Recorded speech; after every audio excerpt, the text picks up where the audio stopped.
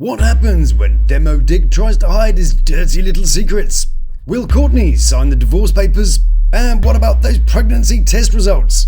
To answer this and many more questions, allow me to take us back to the beginning.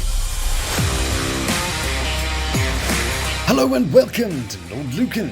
It's time to get that champagne taste on a big budget, courtesy of another episode of Life After Lockup. On today's show, Juju gets some Millz action. So, when he gives me that little inch, I'm gonna take it and run with it. Coraline gets dumped. Are you kidding me? Is Courtney the new Amber Turd? He found me a place to live. And Scammer of the Year has got trouble coming. Hold on. All this and more right here on the Lawd Lukan channel. Dad, are you on the toilet? Evening, Governor, bonjourne, and konbanwa to you. Big loves to those who've subscribed, you beautiful people. And Elisa Peretti Padova Shoehorn to the lords and ladies of the Lukan Manor. Here's a quick question for you.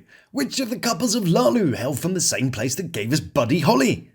Well, hold on to your lubbocks, Peggy Sue. We're off to Texas to see Kiana, Damodrick and Wally. And you can almost see a resemblance between Wally and Holly.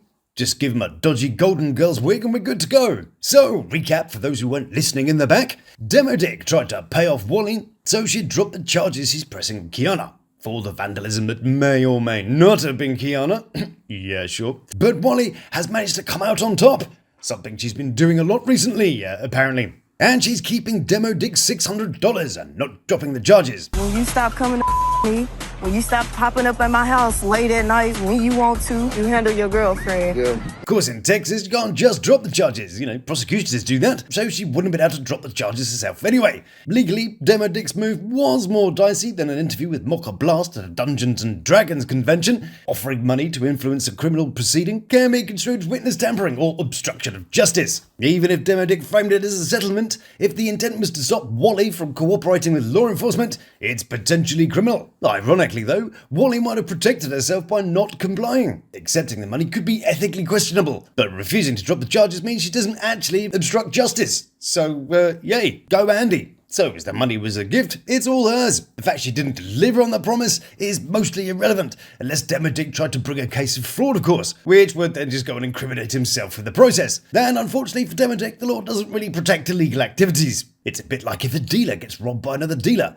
and then they call the police. I mean, how stupid would that be? Well, a man from the Southwest Goons gang, David Taylor, not a very street name that, is it? Like bloody Keith, robbed his pesky ops of lots of naughty things, and caught 26 years under the Hobbs Act, which has nothing to do with the delightful tiger, so I'm not going to bore you with the details. Is a criminal activity, is trying to steal the money back. Then maybe You ain't ready for that money. I'm not trying to hear none of that. Keep your hands to yourself. According to Texas Penal Code, penal, a person commits theft if they unlawfully appropriate property with intent to deprive the owner of it. So when Demodrick reached into Wally's pocket and tried to take back the $600, that's unauthorized appropriation, even if he did originally give it to her. But if Wally really wanted to make things difficult, if there's physical contact, even a minor struggle, that's offensive or provocative, and could qualify as a Class C misdemeanor assault.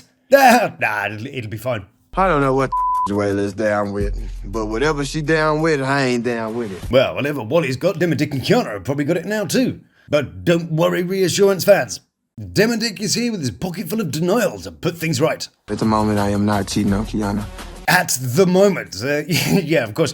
No one that isn't cheating on their partner needs to qualify their position with the phrase, at the moment. He looks her straight in the eye and phrases it in a way that means he's not really sort of lying exactly, but it also isn't within walking distance of the truth. But Wally has gone into full meltdown mode after the fallout with Demodrick. And you know what's also a fun way to spend your child's birthday? Shouting and screaming about fucking in a child's arcade in front of other people's kids. We're still going to continue just like he was over there the other night. Good job. Then Wally has asked how many times Demodrick has assembled her flat packs. It's definitely been over like 50 times. I think her eyes have had a disagreement, because right eye's being all sulky and the left eye's doing all the work. This one's on strike, this one's riding a bike. I love wonky jokes. This one's in church, this one's doing research. I did wonder about a whole face activity thing going on. I wondered if all the stress she's showing is about her feelings toward Demodrick or a sign of deception. I do think she was sort of lying about the number, but not about the fact that it's regular. And it's the teeth licking that gives away how satisfied she was with that killer blow. Well, we'd have to ask Demodrick about that. Anyway, she licks her teeth like a warrior licking the blood from the blade after battle. clean, sharp, and deliberate. It's definitely been over like 50 times. 50 is quite a healthy number, though, isn't it? He must have been putting in some overtime for that. So, how does he get away with it? He tells me I gotta go over there to put the kids to sleep. Well, if by kids you mean boobs, and by sleep you mean folding her over the kitchen counter regularly and well, then yeah, that's exactly what he's been doing. Demodeic then has to call Kiana to get a lift. Hello? Man, What the hell was that? man, Is he doing an English accent? man. So anyway, Kiana picks up Demodrick from Adventure Play, it's manly, and Wally drives off in a huff.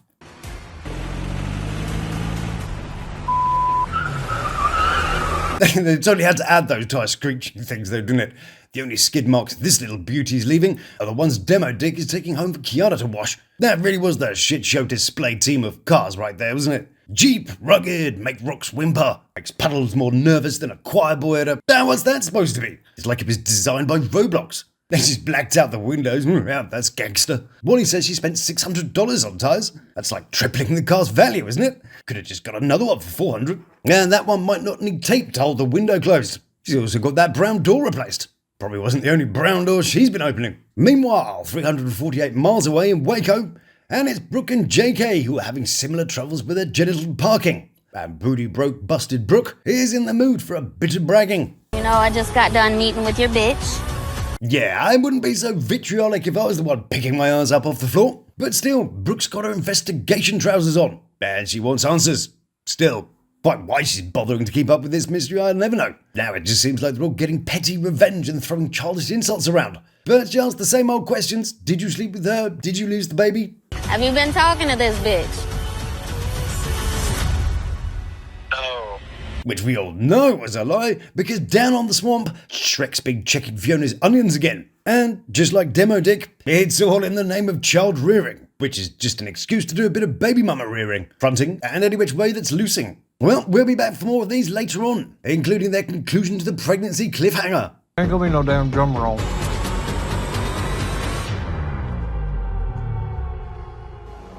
But now there's a trip to Portland on the itinerary, and we're paying a little visit to happily newlyweds Will and Courtney. That's quite romantical, really. They're expressing passions as the rain paints the scene, like two star-crossed lovers finding eternal love in the embrace of chaos and war. Except because, it's sort of Will and Courtney.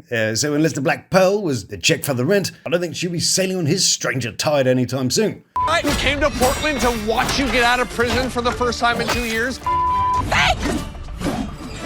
That was fake! He's I'm a little busy at the moment. But no matter what he says, like bringing up Mark, boo, for example, You have Mark here the entire time. This whole Mark is my friend! Courtney just brings it back to the same old thing, and then gives acting a go. He found me a place to live. Did that remind anybody else of sort of something familiar? He found me a place to live. My dog stepped on a bee. We went. But no matter what, Courtney is using the fake ring angle as a defense against everything that Will says. That was fake! He's Fake! give me break. Are we still singing that song? I mean, it's all getting a bit old for me. He's not the guy who gave me the ring. That was fake! He's Fake! He gives me rides. That was fake! he's Fake! He gives me money. That was fake! he's He found me a place to live. Hold on. She got lashes long as lawsuits and her purse is never light. Swipe your card for conversation or she ghosts you out of spite. She got 5 sugar daddies, she got 2 on retainer. She got 1 for the rent and the rest to entertain her. She got Gucci and sushi, you never touching coochie. She got daddies and caddies, they're running up a ratty. She got Prada and drama, a ghosting like Obama. One more thing. He's not the guy who gave me the ring. That was fake! he's Fake! He gives me rides. Fake! he's Fake! He gives me money. Fake! he's Fake! He found me a place to live. Hold on. So anyway, I think I might have got a little bit distracted. What was I saying? Courtney clearly feels the pain that Will is carrying and displays a unique brand of empathy. If she really loved me, then she hurts like I do too. Damn.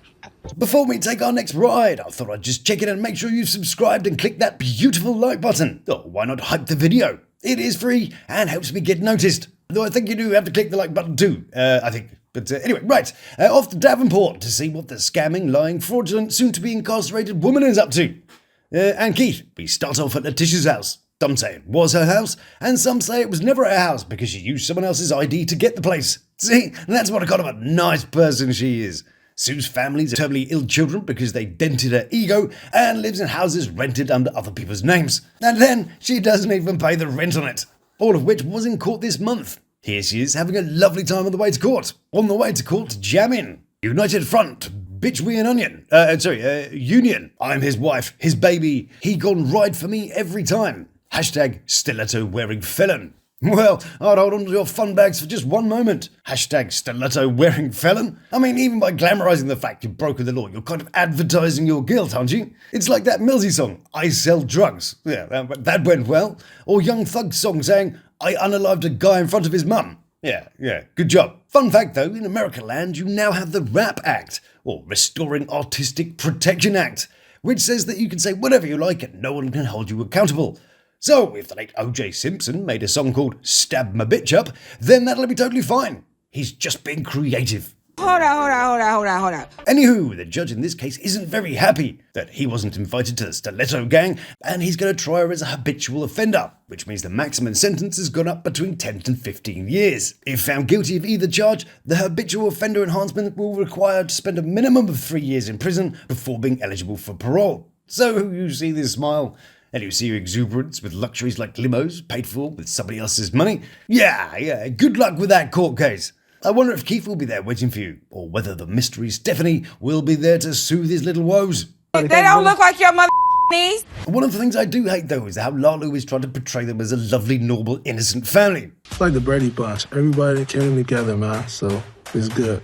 Where we know he likes to fill his pockets by poisoning the streets, and she loves to steal money from hard-working people. Don't try and tell us that these people are in some way relatable and somehow a model of ideal lifestyles. The couple are also trying to get custody of Keith's kids, but they need to convince the DCFS that they are good law-abiding people. DCFS. Hold on, we gotta get married first. Oh. After we get married, DCFS. Good job. Who fancies a trip to Vegas? Check out the lights and the sounds of Sin City, maybe? Okay. I guess we've got to go and see Uncle Millz and Aunt Juju first. Alrighty. So, Juju, who wants to spend 60k on a wedding, is off to look at dresses today. As Millzy, who would rather blow 100k in a barbershop that isn't viable, is about to let her loose with the credit cards. Even though Mike and I are not on the same page currently about all this wedding stuff. No, I don't think you are on the same page. This face does not say, same page. He's not even in the same book. Not even the same library. I think he left the library ages ago because he wanted to watch Jay the Barber burn his money. But to keep her sweet, he's promised her some Millz lovings. And she's gonna run with it. So, when he gives me that little inch, I'm gonna take it and run with it. A whole inch? Wow. Must be chilly in Las Vegas. I think Millzy spotted that one too. Because you can see him here, sort of hiding a smile. There she goes, exaggerating again. Part of the reason why we're doing it again anyway, because they didn't all get to be a part of it. Sure, okay, they couldn't be them? Like somehow it's their fault? Or some unfortunate turn of events that prevented them? No, you got married in prison, you couldn't wait to do it properly because you have to have your way. Therefore, shitty prison, shitty wedding, and shitty excuses.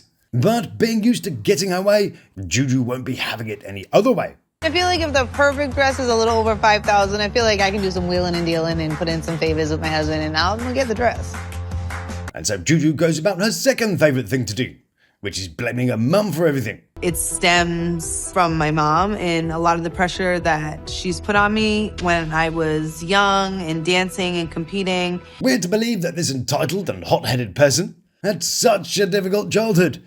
Being dragged to dance shows and been forced to compete and have fun. I mean, what a nightmare that must have been. There's no way someone with this attitude was made to do anything. And oh no, you were made to look a certain way because, that's kind of what you do. That's sort of an industry thing, isn't it?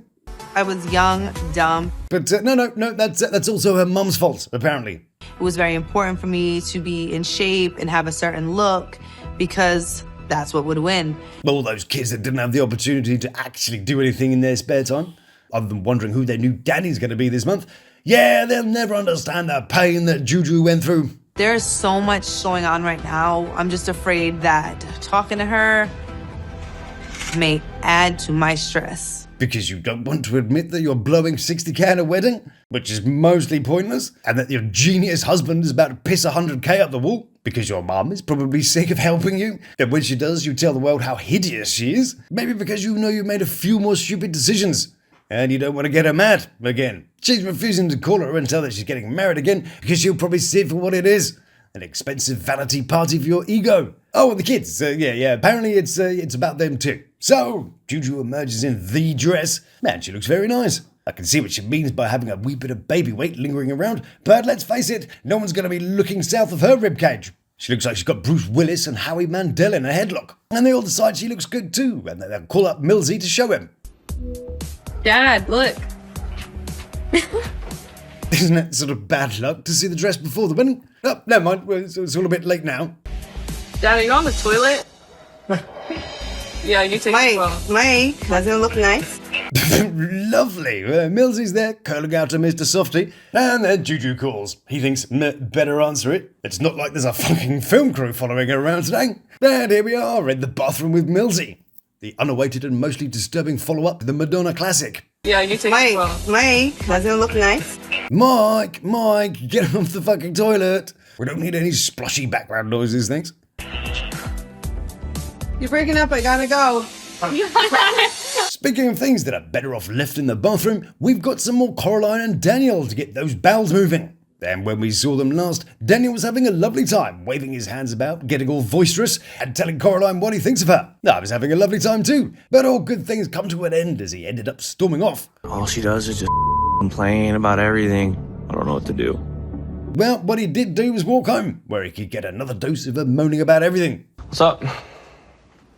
I think it's just irresponsible. Snore, I don't care what she's got to say. She could be completely right, but the voice, ugh. So, because he's such a grown-up, Daniel sulks off to his bedroom, which looks like a 14-year-old's bedroom. Look, with his little neon lights, and the TV handily blocking off the view of the bed. I wonder why he blocked that off. Hang on a second. It's because he's putting on a little show right there, isn't it? See the desk, the neon wall light, the chair?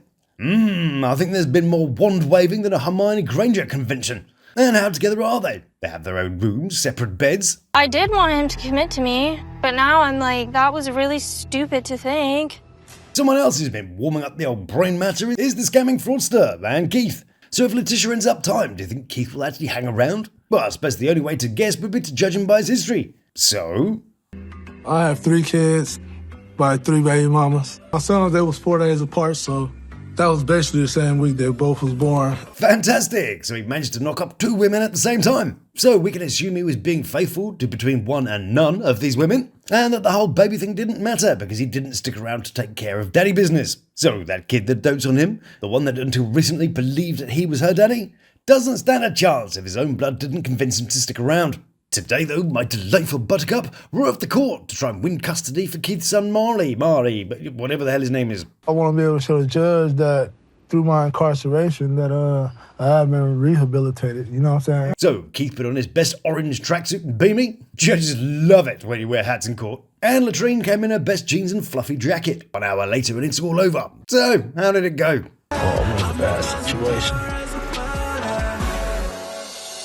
Back to Las Vegas, and we're back to more Juju moaning about how terrible her mother is. The mother, who flew over and stayed as long as she could before flying back because she looked she needed to work, is in the wrong because she went home and didn't stick around to do all the parenting for her. If you remember, last season she was all about how she might be less alive after giving birth. She then called her mother, who incidentally is a nurse, being all melodramatic, and as she's a nurse she didn't buy into Juju's bullshit. And that too is her fault. It hurt my feelings. It hurt my feelings a lot.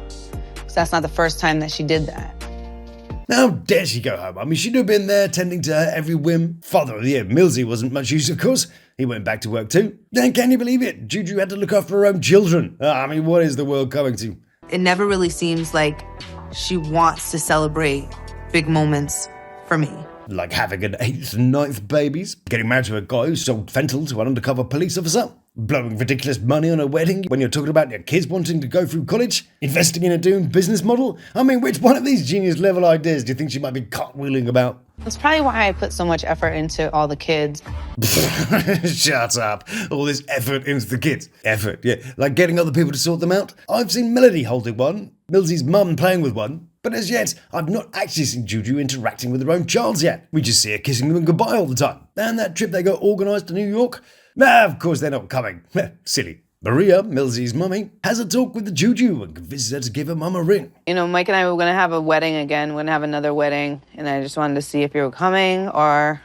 Which is the first she's heard of it, again. And the way she said it so compassionately, I mean, who wouldn't want to go to that? You know, Mike and I were going to have a wedding again. We're going to have another wedding. So, as well as having a wedding dropped in the style of a trip to the dentist, she also wants Ross to drop everything and fly to New York in 3 days to help them choose a location. So you can come meet me and Mike and we can look at some places in New York in a few days. Firstly, I'm sure Robs is well aware that her presence is probably to pay for stuff. Then secondly, if she can't make it, then maybe she's busy. You know, sort of saving people's lives and stuff. Then she'll be even more evil than she was before.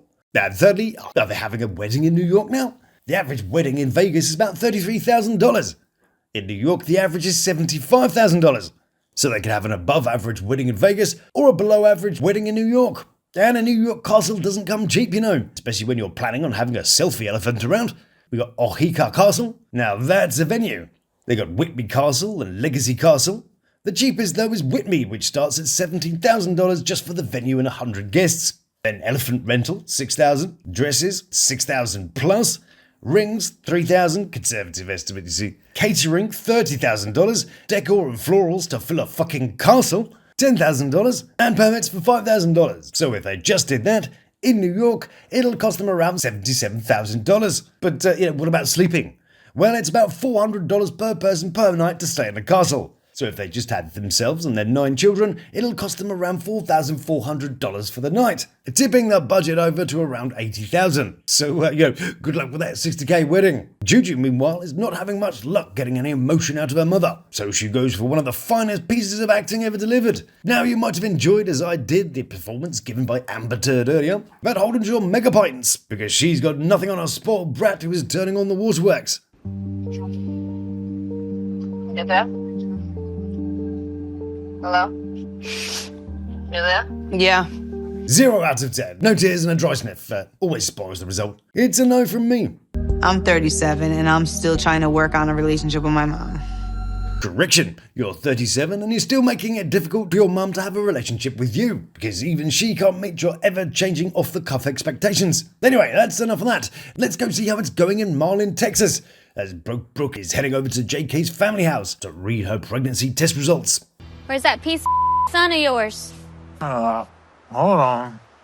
I think she was referring to the piece of shit that she thought was both father and husband material not so long ago. And this guy might have the misfortune of being a piece of shit stepfather, but he has to do that. It was part of the deal with Big John. So what's your excuse, Wonky Tits? You chose that piece of shit. She's here.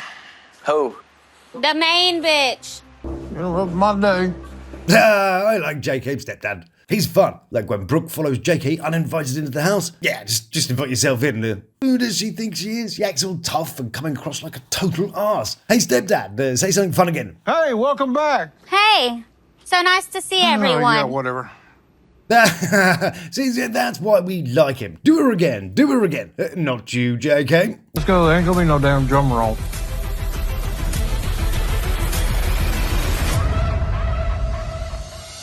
And we'll conclude that part very soon. But before that, we're off to see Kiana, Demodrick, and not so much a Wally. And we're at Kiana's house, washing whatever passes for a Jeep these days. Did you talk to her about that extra? Now Demodrick has 2 choices. We either tell the truth or not. So, what do you think he's gonna do? Yesterday was all about DJ, nothing else. I wasn't trying to hear nothing else, see nothing else, talk about nothing else. Right. These people think their partners won't watch this or something. I mean, how is he planning to get away with it? Also, admitting that he just got mugged by Andy Warhol will give Kiana told you so rights. What if she take your 600 and run off with it? Well, I hate to spoil the surprise for her, but I'm guessing it would go something like this. He tries to steal it back, she screams about fucking in front of a load of kids, and he will go home to wash the car and pretend like nothing's happened. But what else happens is that Demodrick is responsible for the world's greatest understatement. If Kiana found out, she would more than likely be upset. That's like saying, if your house catches fire, you might get a bit warm. Oh, and you know when he said, we only spoke about the kids, nothing else, like about a minute ago? Well, he's kind of forgotten about that. He's trying to do that thing where the guilty person tells you the truth to get it off their chest, but paints it as a lie. That's all she kept saying. Yeah, we Now, we noticed that. I wonder who else noticed that. Well, here she is, noticing that. Probably wondering how long it'll take the surgeons to remove that broom from Demodrick's colon. Like, are you? Hell no. Come on now. I'm at work or with you. Is he mopping the car? That's different. Nah, it's not a real Jeep, so why is it a real squeegee? But Kiana's not buying the turd burgers Damodrick's selling. If only she had this single sentence that could really jet wash his reasoning. Going over there to put the kids to bed? She's not just dry making this up. Yeah, like that one. Yeah, good job. Now a very quick trip to Coraline and Daniel. They argue, he swears at her, which never gets old. They break up, and then he goes into his room and starts to pack. I wonder where he's going. Well, he moves to the other side of the room. Good job. Are you kidding me? Last stop for today is with Brooke and JK. And it's the moment we've all been not so bothered about. It's Brooke result time. Is she pregnant or not? Ooh. I ain't gotta raise a third child by myself. I dodged a bullet on that one. Thank God. But as Brooke walks away in tears, I wonder if she's crying because it's all over, or because she genuinely loved this guy and it's the one thing that may have kept him. Or maybe she's just living in denial and genuinely thought that she'd be the girl to tame him. He would be like, okay, well, I'm getting my own baby now, so let me get my together. Well, if it didn't work for Alex, then I doubt it would have worked for you, my little plum duff. You know, after all these lies and banging her head against the wall, it was actually quite heartwarming to see JK turn on his compassion and give Brooke a little time. There was no I told you so, there was no who's the piece of shit now. He showed empathy and stood beside her. Probably just wants to get his noodle wet though, really, doesn't he? But shh, no, it's a nice moment in Lalu. And that doesn't happen very often. If you two are going to stay together, you're going to hit the reset button tonight, and you're going to move forward. What the fuck are you saying, John? He was nearly out of here.